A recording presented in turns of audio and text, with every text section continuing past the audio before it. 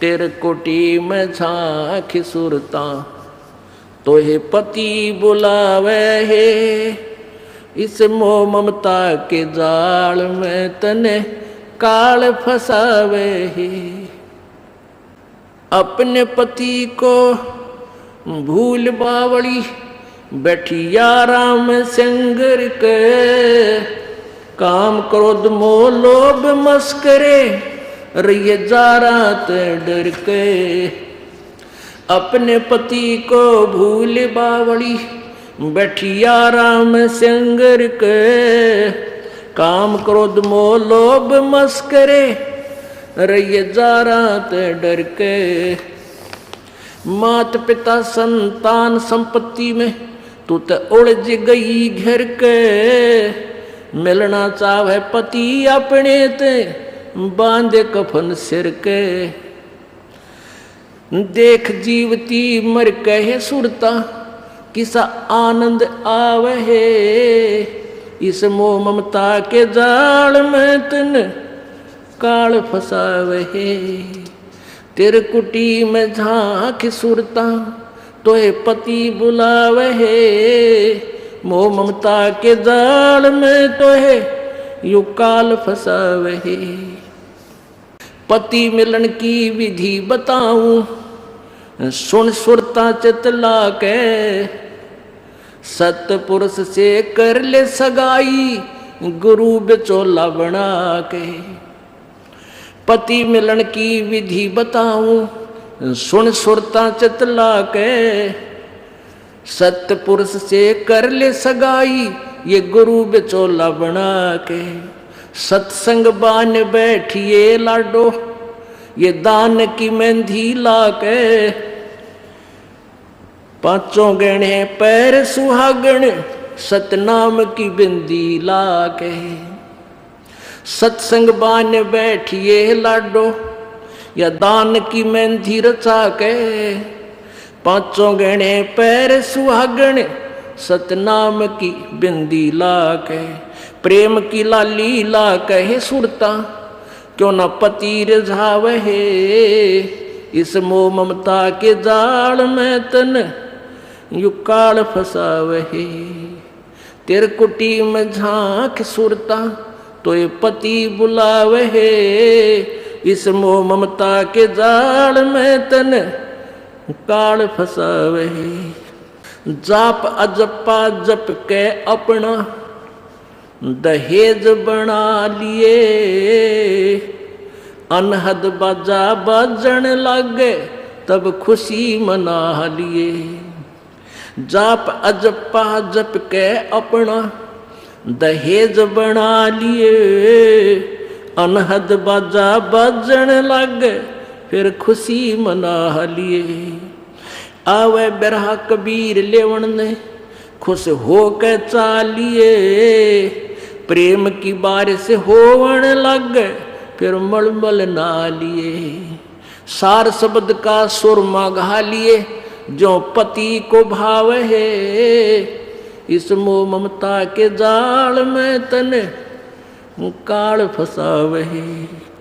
तेरे कुटी में झांक सुरता तोहे पति बुलावे। इस मोह ममता के जाल में तोहे काल फसावे। आदीनी की मांग भरा के तू चलिए नाड़े झुका के। संत समागम बरात तेरी तन ले जावेगा ब्याह के। आदीनी की मांग भरा ले चलिए नाड़े झुका के। इस संत समागम बरात तेरी तन ले जावेगा ब्याह के। सुरत नृत है डोली तेरी बैठ सुन शिखर में जाके। ये मकर तार का खेल कांगना अल्लल ध्यान जचा के। सुरत नृत है डोली तेरी बैठ सुन शिखर में जाके। मकर तार का खेल कांगना अल्लल ध्यान जचा के। बैठ विश्वास सेज बिछा के वो शब्द छैल आवे।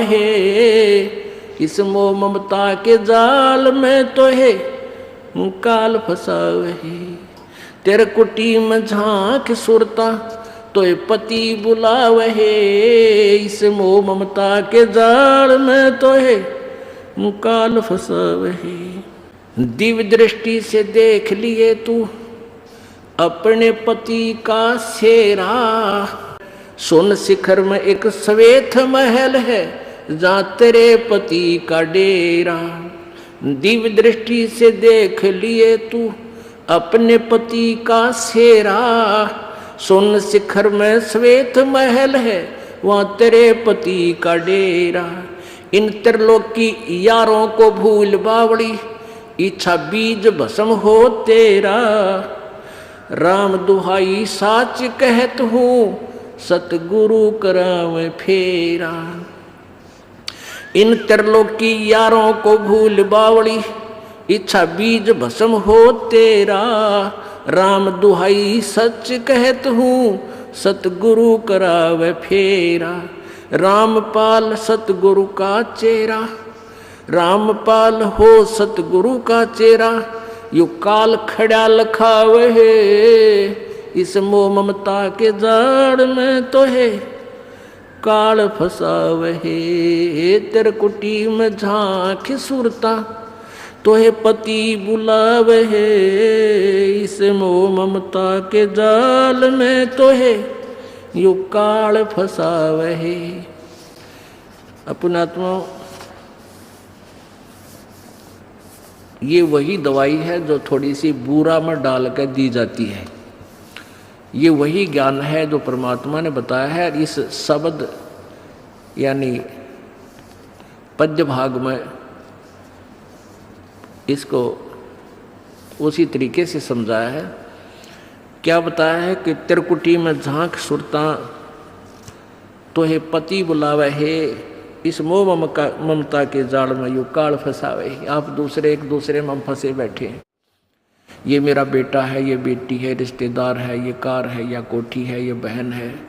तो पुण्यात्माओं कल आपको बताया था एक लेवा एक देवा दूतम और कोई किसी का पिता नहीं पूतम। ऋण संबंध जुड़ा एक ठाठा अंश में सब बारह बाटा। ठीक है, जब तक हमने ये देख लो कि हम सफ़र कर रहे हैं। हम एक कंपार्टमेंट में बैठे हैं, एक डिब्बा में बैठे हैं ट्रेन के में। तो वहाँ आपके साथ हैं जो भी आपके साथी हैं, वो सब हम सफ़र हैं। उनसे प्यार से रहना है, अच्छा शिष्टाचार से व्यवहार करना है, एक दूसरे के दुख में दुखी होना है। कोई बीमार है उसके लिए पानी लावे, ट्रेन रुक जाती है भाग कर ठंडा मांगे, ठंडा लावे, यानी उसकी सेवा करें। आप एक दूसरे से प्यार में रहें और जिसका जहाँ स्टेशन आता जाएगा वो उतरता चला जाएगा। तो ये संसार, अब हम सफ़र में हैं सभी और एक कंपार्टमेंट हमारा एक परिवार है। तो हमने एक दूसरे के साथ बहुत अच्छे शिष्टाचार से, बड़े प्यार से एक दूसरे के दुख में दुखी होकर रहना चाहिए ताकि ये सफ़र आसानी से कट जाएगा। और उस कंपार्टमेंट में और खींचा तानी ताना बाजी आपस में झगड़ा शुरू हो गया तो कहर हो जाएगा, 2 घंटा सफ़र मुश्किल हो जाएगा। तो ऐसे हम इस संसार इस सफ़र में हैं और जिसका जिस समय भी वो बस स्टैंड व स्टेशन आ जाएगा वो वहीं उतरना होगा, शेष आगे चल पड़ेंगे। तो ऐसे सोचकर हमने इसमें रहना। क्या बताते हैं, तो वो सफ़र में चलने वाले व्यक्ति वहीं तक सीमित होते हैं, फिर आगे रिश्तेदारी नहीं बनाते उनके साथ, ना उनसे कोई संबंध रखते। लेकिन जब तक वहाँ रहते हैं सभ्य व्यक्ति बहुत ही अच्छी तरह प्यार से बहन भाई को बहन को बहन की दृष्टि से, माई को माँ की दृष्टि से देखते हुए, यानी हर तरह से चलते हुए अपना अच्छी तरह सफ़र तय कर ले। तो ऐसे ही हम संसार रूपी जीवन रूपी सफ़र में एक परिवार रूपी कंपार्टमेंट में बैठे हैं डिब्बे में। तो इनको अपना ही नहीं मान, इनके साथ ही उलझना नहीं है, अपने स्टेशन पर उतर जाना चाहिए तुरंत ही। तो ऐसे ही हमने यहाँ से आगे चलने की विधि बनानी है। अपने पति को भूल बावड़ी, इस आत्मा को समझाया जा रहा है कि तू अपने मालिक न, अपने स्वामी सतपुरुष सतलोक को वाले मालिक को सदा सुखी रखा था, कोई दुख नहीं देवा था, उसको भूल के और यहाँ अन्य इष्ट पर आश्रित होगी, इसको अपना स्वामी बना लिया, यानी अन्य देवता की पूजा शुरू कर दी, वो न्यारा खसम बना लिया। खसम माने स्वामी, मालिक, इष्ट, जिसकी हम आड़ लेते हैं, जिससे कुछ इच्छा करते हैं। अपने पति को भूल बावड़ी बैठी यारा में सिंगर के, और काम क्रोध मोह लोभ मस्करे रहिए इन जारा तंडर के। मात पिता संतान संपत्ति में तो उलझ गई गिर के, और जब मिलना चाहे पति अपने पर बांध कफन सिर के। अब तो यही ये संपत्ति मेरी है, ये संतान मेरी है, तेरा बुद्धि का दायरा यदि यहीं तक सीमित है तो फिर तू यहीं रह जाएगी। ये कौन है? ये मालिक के बच्चे हैं, आपके संस्कारवश आपको सेवा दी है इनकी। माता पिता ने अपना रोल करना चाहिए जो माता पिता का होता है। पिता पुत्र ने, पुत्र वधू ने भी अपना रोल करना चाहिए जो पिता और माता के प्रति उसका कर्तव्य बनता है। तो ऐसे हमने अपनी भूमिका को अच्छी तरह सुचारू ढंग से निभाना है, तभी हम यहाँ भी सुखी रहेंगे और सतलोक भी चले जाएंगे। अब देखा कैसे करते हैं। जैसे कोई मित्र और उसकी पत्नी आ जाते हैं मिलने के लिए, तो हम क्या करते हैं? मित्र को भी पूरा रिस्पेक्ट देते हैं, आओ आओ भाई साहब यहाँ बैठो। उनकी पत्नी आती है, आओ बहन जी बैठो, और प्लेट ले आवे, सब्जी आप ठा के ले आवे, ले खाना खाओ, है बिस्कुट खा लो, चाय पी लो। कितना प्यार देते हैं। और अपनी पत्नी ने खुरकावा गुड़की गाल है तो, और दूसरे की पत्नी को कितना प्यार से बोल रहे हो। तो क्यों ना हम अपने घर में भी ऐसा ही माहौल बना लें। अब जैसे घर में कोई नुकसान करके कोई राजी नहीं, कोई नहीं करता। ठीक है, अनजान बालक तो कुछ भी कर दें, ना पत्नी करे नुकसान और ना ही पति कर सकता। ये तो होना हो सब वो हो जाता है। तो हमने अपने इससे आद्य क्लेश को तो हम स्वयं अपने सोच से मिटा सकते हैं, और साथ में भगवान भी रहेगा आपके। एक बुढ़िया अपनी पुत्र वधू के साथ घनी लड़ा करती, निरीकली आ रही थी, और उसका पुत्र आज्ञाकारी था।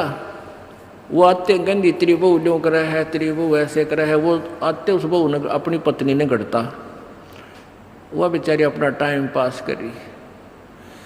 एक दिन क्या हुआ कि कोई बहन सत्संग में जाया करती थी, और उस बुढ़िया तो बोली, अपनी सहेली तो यानी बुढ़िया वह थी, बुजुर्ग वो थी, कि चल सत्संग में चलेंगे, थोड़ा सारे दिन बहू के लड़े जा है, तेरा भी मन और सा हो जाएगा। तो वह भी चली गई। उन्होंने ज्ञान सुन लिया, अच्छी आत्मा थी, सत्संग का असर हो जाता है।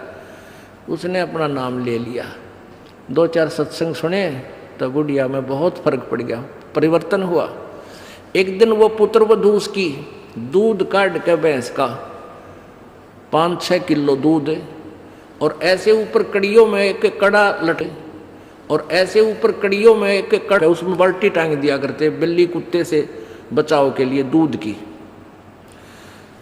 तो उसने वो प्रतिदिन टांगती थी, ऐसे ऊंचे हाथ करके नो टांगना होता था। तो वह दूध काट के ले आई पुत्र वधू, और उधर से वो उसका ध्यान दूसरी साइड हो गया, और वो नो करके एक बार तो नो कर लिया, अभ्यास सा था उसका बड़ा है, नो करके नो किया, वो उल्टी साइड तो लग गया, और वो टंग्या को नहीं, उसने सोचा टंग्या छोड़ दिया। वो छोड़ते बाल्टी नीचे गिर गई, सारे फर्श पर दूध फैल गया। अब वह पुत्र वधू उस एटम बम का नहीं देखा बुढ़िया की तरफ, अज्ञा बेरानी के सुनावेगी। तो अब बुढ़िया बोली, बेटी कोई बात ना, आज ये हमारे बाग में ना था, इसने ठा ले, इसको ऊपर से साफ करके और भैंस के चारे में डाल दे, कोई बात ना, ये तो अपने बाग में ना था बेटी। अब पुत्र वधू सुन होगी कि आज इस तोब में तो गोले ना लिख ले, यद बहुत मीठी बाणी बोली, ये कौन सा स्टेशन पकड़गी बुढ़ी आज या। तो उसने आके अपनी सास के चरणों में शीश रख दिया, और कहने लगी माता जी मेरे से भूल से होगी, मैंने जान के नहीं। अब बेटी मुझे पता है ये तो होना था, दूध तो जाए लिया, ये लड़ाई शेष थी ना, दूध आवे बेटी चाहे मैं लड़ लूँ चाहे ना लड़ लूँ। अब बुढ़िया ने उस पुत्र वधू ने सोचा या तो बोला था ठीक से कदे वैसे कह रही हो, पहले तो उसने नहीं सोचा था कहीं या वैसे ही कह रही है छो मैं। और फिर उसने नहीं सोचा भी पक्का बेरा बुढ़िया का जो पटेगा इसका बेटा आवेगा सामने। अब सामने वो लड़का आया, बुढ़िया ने कोई जिक्र नहीं करा, कत्ती भी क्या का भी, वो खाना खा के अपने जाके पड़ के सो गया, कोई जिक्र नहीं करा। तो बहू का भी असर हो गया, उस बेटी का भी, अपनी माँ के खूब सेवा करे हैं, खूब लत्ते धोवे। यानी पहले तो वो अकड़ी रही थी दोनों, दो बुढ़िया सुनावा, बहू ना बोला तो वो काली जरूर मारने थी, पोऊंगी तेरे पूड़े। तो ऐसे जो आधा दुखता हम आप पैदा कर ले, कोई भी हानि होनी से वह होगी, वह तो होने तरह ही वापस ना कोई करके राजी वैसे हो जाती है। तो फिर उस बात ने बतंगड़ बना लेंगे, यू काल बनवाता है। अभी 1-2 महीने पहले एक माई आई, वह कहने लगी जी मारी टूम लिकड़ गई, यानी गहने आभूषण रखे थे एक डब्बे में बंद और ताला लाग रहा, टूम ना पाई। मैं बोला बहन बात सुन ले, आप किसी का नाम मत लेना घर में, किसी पर शक ना करिए, जब तू वचन पर डटेगी ये टूम कितना नहीं जा अपने आप आ जाए तेरी। ने बोली जी आपकी आज्ञा का पालन करूँगा। बेटी तो खाम का मैंने इस दृष्टिकोण से कहा था इस दास ने कि वो जात ली, वो तो जो चोरी होनी थी वो ली। अब यो एक दूसरे पर शक करके दुश्मन और बन जाएंगी, एक कड़ा और काल शुरू करवा देगा। लेकिन उस बेबे ने इस दास के वचन का पालन किया। ने बोली जी कत्ती जक्र नहीं किया, और उस पुत्र वधू से भी कह दिया बेटी कोई बात ना, महाराज जी का आदेश है, किसी पर शक नहीं करना है, ना किसी का नाम लेना, हमारी होंगी तो आ जाएंगे। अब 2 महीने पहले 3 महीने पहले की बात थी। अब चौथा दिन 5वां दिन उस दिन आई वह पुत्र वधू और वह पत्नी वह बहन। न्यो बोली जी वह न्यो की न्यो पागी टूम 2 तालियां के भीतर, और इस बउआ का हाथ लगी या भाजी आई कि माँ देख टूम न्यो की न्यो दरी इसमें, और वही डब्बा न्यो का न्यो उन तालियां के भीतर है। कल बतावा रो में 4-5वां दिन आकर। तो पुण्यात्माओं इस युग काल चाव है कि इनके रोज जूत बाजे, किसी भी कारण से पिता पुत्र की, भाई बहन की, और आपस में पति पत्नी की, सास बहू की, इन्होंने तो फिर आपस में फिर समाज की। इसने ये चाहता है कि भक्ति तो दूर हो जाए, भगवान का नहीं सोचे, नहीं अपने ही खड्डे में आप पड़े रहें। और परमात्मा चाहता है ये बच्चे आपसी राग द्वेष छोड़ कर मेरी तरफ ज़्यादा ध्यान दें, तब कल्याण होगा। अब क्या बताते हैं, पति मिलन की यानी सतलोक के मालिक कबीर परमात्मा के पाने की आपको विधि बताते हैं। सुन आत्मा चितला के, और सतपुरुष से कर ले सगाई, गुरु बिचौला बना के। आप जी की सगाई करवा दी इस दास ने सत्य पुरुष से सभी की, और सगाई होगी तो ब्याह भी होगा, और ब्याह होगा तो पति के घर भी जावांगे। और जिनका कितने सगाई ना कुछ सलसलाए नहीं है, वो तो कंवारी हैं, तो वो जाएंगी, क्योंकि वो तो यहीं रह जाएंगी, अभी यहीं रहेंगी। हाँ, लेकिन सभी को चाहिए कि अपना इस तरह प्रोसीजर अपनावें, यानी गुरु की शरण में आवें, परमात्मा से संबंध जोड़े, नाता जोड़े।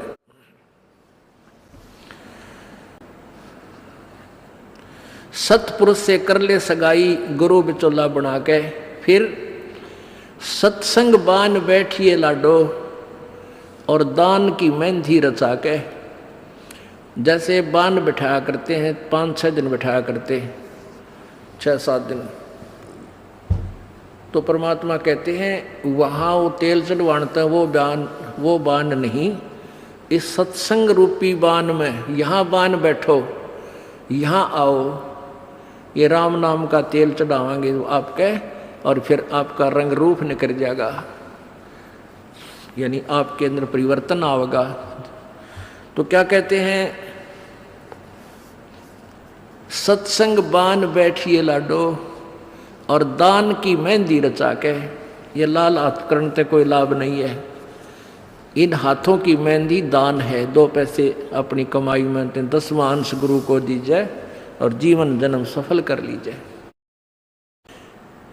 और 5 गहने पैर सुहागन, शील, संतोष, विवेक, दया, आधीनी, विनम्रता और सतनाम की बिंदी लाके जैसे टिक्की लगाते हैं, कहते हैं तेरा मूल मंत्र ये सतनाम हो, ये सच्चा नाम 2 अक्षर का जिसमें एक ओम और एक तत् है, ये त्रिबिंदी हो, यानी तेरा ये खास सबसे पहले दिखाई दे कि ये सतनाम उपासी है। आत्मा परमात्मा को जब प्यारा लगेगा तो जब स्वीकार करेगा। और फिर क्या कहते हैं, प्रेम की लाली ला कै सुरता क्यों ना पति रिझावे है। ये लाल ओठ करने से कोई लाभ नहीं है, ये तो मूर्खा के काम है। पहले कोई भी ऐसी क्रिया अच्छे घरों की बहन बेटियां नहीं करते थे। इस नकली सी सिनेमा ने, इन टेलीविज़नों ने ऐसा भट्ठा बैठा दिया कि सबको एक सत्र पर गली में ला खड़ा किया। गांव घर में ब्याह होता है, पहले कंजरी नाचा करती, हिजड़े नाचा करती, ये वैश्याएं नाचा करती थी। अब बहु अच्छे घरों की बहु बेटियां सरेआम गली में डांस करती हैं, ऐसा बूंदा लाल थोपड़ा करके। तो क्या ये अच्छे कर्म है? ये नहीं करना चाहिए। एक सभ्यता से रहना चाहिए। हम इंसान हैं, वो तो एक समाज का जो बिगड़ा हुआ रूप होता था वो इस तरह की बकवादें किया करते थे। तो ज्ञानहीनता, मर्यादाहीनता, निर्लज्जता इतनी बढ़ गई समाज में, इसको भी अब सेट करना है।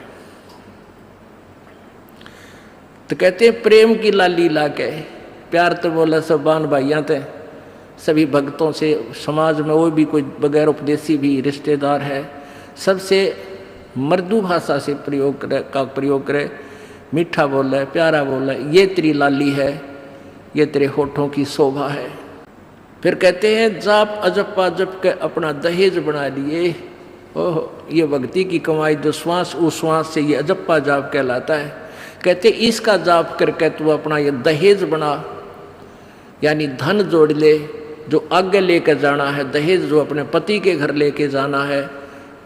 पहले एक कुरीति थी कि जो लड़की घना धन लेकर आती थी दहेज का, उसका आदर पूरा परिवार करता था। ऐसे ही हम भ्रमित थे, अज्ञानता थी।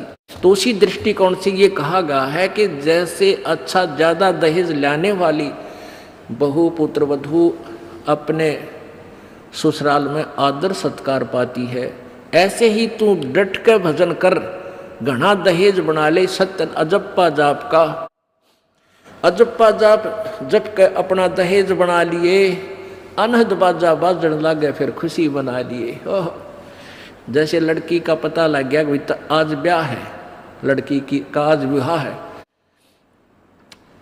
अब कई बच्चे बकाया करें, न्यू कहेंगे ए तेरी बारात आ गई, और फिर न्यू कहें कोई ना आई क्यों ना जीवरी है, यानी उसने खजाया करते हैं। तो फिर वो लड़की सोच लेती है बांधन दे दे, भौंके जाएंगे। तो कहते हैं जब वो बाजा बाजन लाग जा तब सोच लिए बात लवा लाग ली कि आ गई बारात। तो कहते हैं आप भक्ति जब करोगे तो आपको ऑटोमेटिकली आपके ये ऊपर के, यहाँ से ऊपर के हिस्से में बहुत सी आवाज़ें, कई प्रकार की आवाज़ें आने लग जाएंगी।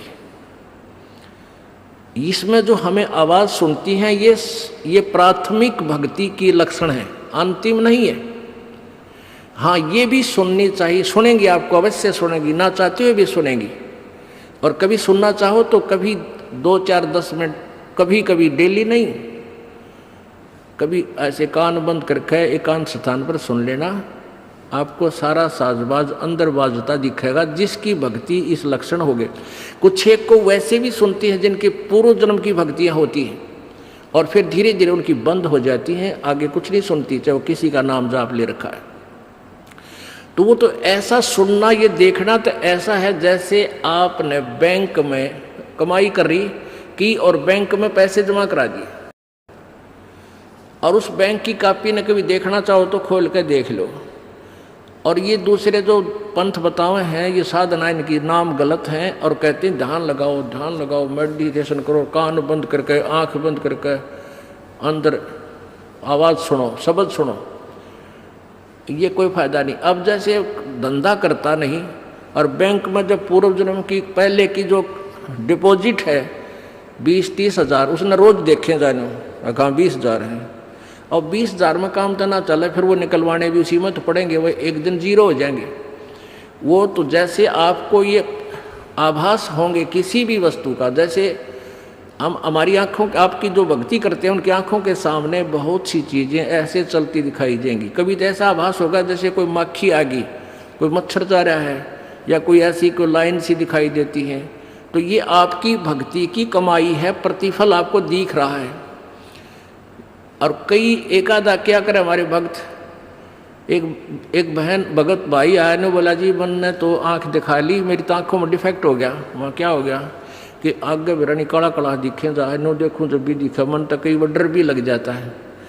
और डॉक्टर का इसका ऑपरेशन करेंगे, रमा भले आदमी क्यों आँख फुड़वावे, ये तेरी भक्ति की कमाई दिखाई दे रही है, तेरी जो बैंक में जमा कराए हैं वो कॉपी में दिखे तेरे को। ये तो भगवान आत्मा ने दिखेंगे बेटा, जिनकी कमाई शुरुआत हो चुकी है। जेता अंजन आंजी ये चश्मों में दिखंत ने बोला सचमुच में, कहा सचमुच है, फिर खुश हो गया, तेरा गजब भैया। तो ये जो सामने दिखाई देते घबराना नहीं। बहुत से भ्रमित हो जाते हैं क्योंकि बार बार ये दास नहीं बता पाता आपको। तो प्रत्येक सत्संग में आओगे तो कभी ना कभी हर पहलू पर विचार विमर्श दिया जाता है। तो घबराना नहीं है। ये आपकी आंखों के सामने कोई वस्तु दिखाई देगी, वो आप ही बताओगे, दास बताओगा तो तुम झूठ भी बोल दोगे। तो वो आपकी जितनी कमाई है वो अपने आप बढ़ती जा रही है, उसका लेवल बता रहा है। तो ऐसे अंदर आवाज़ें आएंगी, कई प्रकार की आएंगी, और उनमें से एक न्यारी आवाज़ आएगी, एक मुरली की आवाज़ आएगी। और वो मुरली, वो आवाज़ जो है, जो इसमें पिंड में जो आएगी वो यहीं तक की है, ये महास्वर्ग तक की है। और जो वास्तविक धुन, वास्तविक जो आवाज़ है वो इस अंड और पिंड से पार है, वो सतलोक में है। वो वहाँ जाकर आपको वो बात बाहर सुनाई देगी। यानी इस शरीर से एक जब आत्मा भक्ति से परिपूर्ण हो जाती है तो इस शरीर से बाहर भी हो जाती है। तो उसको सुनने के लिए ऐसी स्थिति आ जाएगी अपने आप, जैसे आपका शरीर यहाँ बाहर खड़े हो गए, और फिर वो आवाज़ आपको उस सूक्ष्म शरीर के माध्यम से सीधा कनेक्शन उस सतलोक से हो जाता है। वो परले पार वाली मुरली आवाज़, वो धुन, वो झनकार अलग से सुनाई देती है। फिर सेकंड के बाद आप उसी शरीर में होते, आपको पता भी नहीं कि मैं बाहर गया या अंदर ही था। वो बहुत बाद में जाकर बहुत लेटेस्ट स्टेज पे ऐसा होगा। पर ऐसा हो या ना हो, आप जैसे दास बताओ, ये खुराक खाते रहो, रोग कटेगा, ये साधना करते रहो। तो क्या बताया है, जाप अजप्पा जप के अपना दहेज बना लिए, और ये अनहद बाजा बाजन लागे, फिर खुशी मना लिए। फिर मान लिए खान तेरी भक्ति चल पड़ी, निकट लागली बात आगे लेने, यानी बरात आगी। आवे बिरहा कबीर लेने, खुश होकर चालिए, और प्रेम की बारिश होने लागे, फिर मलमल नहा लिए। जैसे आपने कल सुना था, बिना प्रेम पावे नहीं चे करोड़ समाधि ला। होय होय, जैसे सूरज के आगे बदरा ऐसे कर्म छयारे, प्रेम की पवन करे चित मंजन झलके तेज नयारे।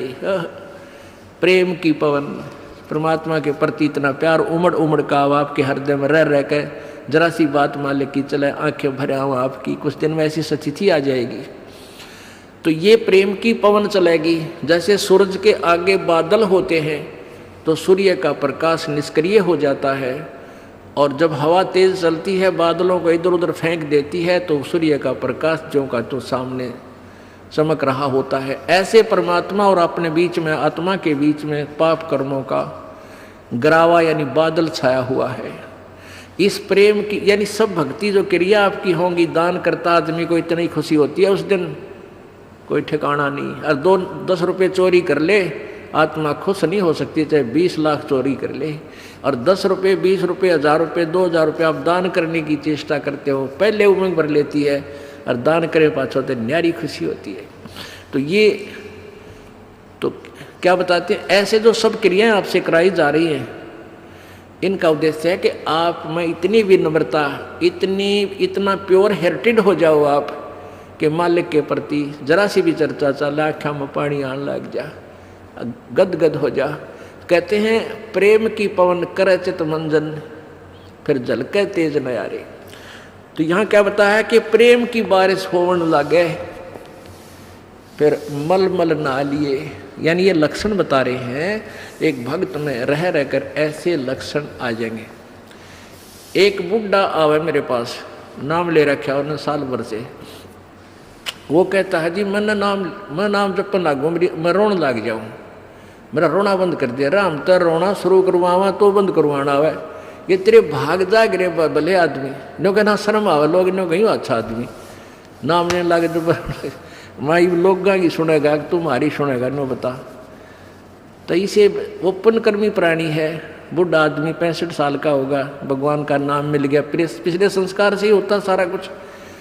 और ईब नो कह नाम लेने लग गो, मैं तो रोने लग जाऊँ। अरे तेरा जी भी भगवान ये सब ने देसा रोना हमारे भगता ने, आँखें में पानी आवे, मालिक की चर्चा हो, ना द्वेष हो, ना राग उठे, ना कोई चोरी करने जी करे, ना कोई जारी करने जी करे, ना बुराई मन में आवे, ये ऐसा जो धुन लग जा। फिर कहते हैं सार शब्द का सुरमा गा लिए जब पति न भावे। सार शब्द यानी जो असली मंत्र आपको दिया जाएगा वो सुरमे जैसा होगा, वो एक न्यारी आपकी जो है ना पहचान बनेगी, उस पर न्यारी जो है ना अलग से आपकी एक और सुंदरता बनेगी, यानी परमात्मा को आप और उस मंत्र सहित और अच्छे लगोगे जिनके पास ये तीनों मंत्र होंगे। कहने का भाव ये, आदिन्नी की मांग बरा ले तो चलिए नाड़ झुका के, विनम्रता, अभिमान खत्म हो, विनम्रता आवे और सबके साथ प्यार से बोले, आकड़ नहीं पाड़े, ये लक्षण हो जाने चाहिए आपके अंदर। आदिन्नी की मांग बरा ले, ये जो मांग आप सिंदूर डालते हैं ये आदिन्नी तेरी मांग है, और चलिए नाड़ झुका के, यानी नम्रता से रहना, नाड़ झुका के चलना, नम्रता से पेश आना। और संत समागम बरात तेरी तन ले जावेगा ब्याह के। अब ये सत्संग रूपी बारात है, आत्मा को यहीं से श्रृंगारा जाता है, यहीं से इसको तैयार किया जाता है, ज्ञान सुनाया जाता है। तो ये परमात्मा, सत्संग में आने वाली आत्मा ही परमात्मा के पास जाएगी, यानी ये बरात वाले ही, बरात ही समझो उस मालिक की है। संत समागम बरात तेरी तन ले जावेगा ब्याह के, सुरत नृत है डोली तेरी। सुरत और नृत ये आत्मा इनके साथ चलेगी, और बैठ सुन शिखर में जाकर, यानी सतलोक में जाकर बैठ जा। और मकर तार का खेल कांगना अलल ध्यान दचा के। अब कांगना खेलते हैं ना, जैसे यहाँ एक मोटा बांध जा, दूसरा मोटा बांध जा रहे नाला, और कई गांठ ला दें, फिर नो कहेंगे वो देवर खोल लगा इसने, कांगना खेल लेंगे ना खुल जा, उबरण के फंड होया करना, लंबा चौड़ा सिस्टम। तो परमात्मा कहते हैं अब मकर तार का खेल कांगना, छूट ना जा आते हैं, छूट गया वो हार जाएगा। तो उस मकर तार का ऊपर से जब आत्मा यहाँ से चलेगी, परमात्मा कई तरीके से इसको, कहीं किसी स्थान पर किस तरीके से आपने जाना है, तो आप कभी एक आध बार कभी ध्यान वैसे ही कुदरती लग जाता है, बैठ जाते हैं, कभी आंखें खुली है तो भी बंद हो जाती हैं। और कई बार ऐसा होगा कि एक मकड़ी के तार जैसा आपको लंबा स्ट्रेट, बहुत, उसका कोई और छोर आप नहीं देख सकोगे, ऐसा तार सा नजर आएगा, उसको मकर तार कहते हैं। उसके साथ लग के आत्मा जैसे मकड़ी उस तार को पकड़कर ऊपर चढ़ जाती है, ऐसे वो मकर तार का आपको दिखाई देगा जब चलेगी यहाँ से आत्मा संसार छोड़ के। तो एक मकर तार का मार्ग आपको मिलेगा, उसके साथ चलना, उसको छोड़ना नहीं, तो उधर नहीं जाना, नहीं तो मार खा जाएगी। तो ऐसे ही वो कांगड़ा खेलते हैं, जब दोनों और दाव लगा देते हैं, तू खोल गया तो तू हार गया, हारगी। तो ऐसे अपने अपनी जबरदस्ती से उसको पकड़ लेना है, उस मकर तार के, उस मकर तार को। मकर तार माने मकड़ी का तार। ऐसा एक रास्ते में आपको ये गाइडलाइन होगी कि इसके साथ साथ चल, भ्रमित ना होना। सतलोक जाने के लिए वो कुछ समय कुछ स्थान तक मकरता रहे, उसके बाद फिर परमात्मा का अलग से मार्ग है। सुरत नृत्य है डोली तेरी, बैठ सुन शिखर में जाके, मकर तार का खेल कांगना, अल्लल ध्यान दे जाके। ओए होए, एक एक वाणी का आधा हिस्सा भी इतना जबरदस्त भर रखा भगवान ने। अब अलल पंख, अल्लल ध्यान दे जाके, एक अलल पक्षी होता है, उसको अनल भी बोलते हैं। अनल, अनल माने वायु, यानी वो आकाश वायु में ही रहता है, ऊपर नीचे नहीं आता। वो अंडे भी ऊपर ही दे देती है वो अलल पक्षी मादा, और उन अंडों को हवा में छोड़ देती है, और ऐसे स्थान पर अंडे देती है, पैदा करती है कि नीचे केले के बन हो, केले के बन। तो केले कैसे फंसे रहा कर, केले के बना बनो आपस में बहुत लंबे लंबे बढ़ जाते हैं। तो वहाँ आकाश से वो अलल पक्षी बहुत लंबा चौड़ा होता है, वो कम से कम भी सैकड़ों फुट लंबा और 50 फुट की चौड़ाई होती है। इतने बड़े बड़े पर होते हैं उसके, बहुत ज़बरदस्त लोहे के तौ की तरह, और पंजे होते हैं जैसे नो चमटिया की तरह, खुर जैसे बहुत ज़बरदस्त नाकुल्ले, बहुत मजबूत, और 4 पैर होते हैं उसके, पक्षी होता। तो वहाँ से अंडे छोड़ देती है भगवान हवाला है। अंडे नीचे आते हैं हवा की घर्षण से, वो परवरिश को यानी वो पक जाते हैं, और केले के अच्छे भारा भारा अंडे होते हैं, वो 2-2 दड़ी के, और ऊपर तो 1-1 दड़ी के, 5-5 किलो के, और ऊपर तो आते ही वो केलों के पत्तों पर आकर गिरते हैं। उन केलों को तोड़ते हुए सपीटते नीचे आते हैं। तो केलों पर गिरने से, उन केले पर गिरने से, उन पेड़ों पर, तो उसकी स्पीड कम हो जाती है, और तो केले को तोड़ता हुआ वो आसानी से आकर नीचे पड़ता है, और पड़ के फूट जाता है, उसमें से बच्चा निकल जाता है। वो बच्चा वहाँ फिर उस वन में घूमता है, फिरता है, चारा चरता है, और फिर कुछ दिनों में वो उड़ने लग जाता है, यानी परिपक्व हो जाता है, वो प्रफुल्लित हो जाता है, और वो उड़ उड़ कर देखता है, काफ़ी दूर तक उड़ता है, फिर वापस आ जाता है, 1-2 साल तक वही रहता उस वन में। उन पक्षियों के साथ भी घूमता, अपने मित्रों के साथ जो दूसरे पक्षी होते हैं, अन्य जीव जंतुओं के साथ भी घूमता है, लेकिन उनमें उसकी मित्रता नहीं रहती है, क्योंकि उसको पता होता है कि मेरे माता पिता ऊपर हैं, यहाँ नहीं है।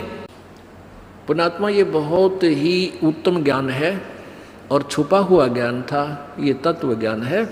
इसको समझाने के लिए बहुत से उदाहरण आपके समक्ष पेश करने पड़ते हैं, ताकि आत्मा अपने परमात्मा की तरफ आकर्षित हो जाए। आपने कैसे रहना इस संसार में, ये अलल पंखी के अलल पक्षी के बच्चों की तरह। अब वो यहाँ आए, यहाँ आसपास उस वन में पक्षी पशुओं के साथ रह रहे हैं, लेकिन उन एक पल भी वहाँ जाने को नहीं बोलते कि एक बार हम उड़न जोगे हो जावा, उसी दिन भाग जावांगे यहाँ से, हम जवान हो जावें तो उसी समय चल पड़ेंगे।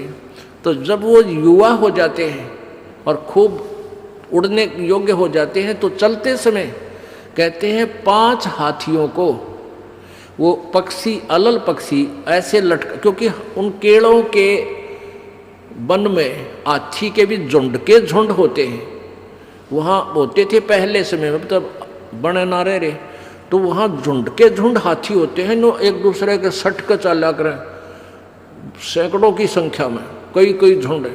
तो वो अलल पक्षी उनके ऊपर झपट्टा मारता है, और उसके इतने तेज वो होते हैं 1.5 फुट के पंजे, और उनको ऐसे फंसा लेता है चारों हाथियों को, 4 हाथियों में, 5 और 5वें ने नोक मुंह के साथ, कहते 5 हाथियों को उठाकर वो अलल पक्षी आकाश में चला जाता है अपने माता पिता के पास, और फिर उनका आहार लेकर जाता है, वो आहार उससे उनसे करते हैं।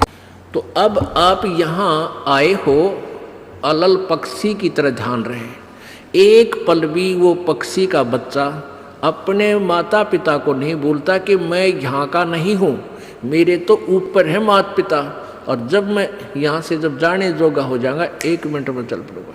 तो आप उस अलल पक्षी के बच्चे की तरह यहाँ अब तैयार हो, अच्छी खुराक खाओ राम नाम की और मजबूत हो जाओ, और चलते समय इस राम नाम की कमाई लेकर ऊपर चलेंगे। अब कहते हैं अलल ध्यान दचा के, वो पक्षी का बच्चा एक पल भी वो यहाँ रह ही नहीं सकता। उसको ये पता होता है, कॉमन सेंस होती है कुदरती, कि मेरे माता पिता वहाँ है, जिस दिन मैं यहाँ से जाने योग्य हो जाऊँगा 1 पल नहीं रहूँ यहाँ पर। तो ऐसे आपने ये हर दिन उस सतलोक में जाने का अलल पक्षी की तरह यू ध्यान लगा कर वो जचा कर रखनी है, इसको भूल नहीं पड़ने देना। मकर तार का खेल कांगना अलल ध्यान दचा के, और बैठ विश्वास सेज बिछा के, जो शब्द छैल आवे है। अपने आत्मा कह कबीर सुनो भी साधो, मैं तो हूँ विश्वास में। जो क्रिया जो साधना आपको बताई जाती है, वो साधना वो है जो सब सदग्रंथों में प्रमाणित है, और वो है जिन महापुरुषों ने परमात्मा पाया उन्होंने भी यही क्रियाएं की। तो आप एक विश्वास रूपी सेज पे, जैसे दुल्हन होती है अपने पति के इंतजार में वो बैठ जाती है, तो ऐसे ही कहते तू अपना विश्वास रूपी सेज बिछा के इंतजार कर उस परम पिता के आने की। विश्वास तेरी सेज है, यानी तेरा विश्वास है तो मालिक आवेगा, और विश्वास नहीं है तू ही वहां से चला गया कि तो फिर पति कहाँ मिलेगा। कहने का भाव ये है कि डगमग नहीं होना है, अपना विश्वास दृढ़ रखना, जो बताया गया ये विधि, और यही भक्ति आपको परमात्मा मिलाएगी। यानी शब्द छैल का अर्थ है वो अविनाशी परमात्मा, शब्द अर्थ अविनाशी को कहते हैं। अविनाशी परमेश्वर तेरा पति तुझे वहाँ लेने आएगा, और इस प्रकार हम परमात्मा पाएंगे। बोलो सतगुरुदेव।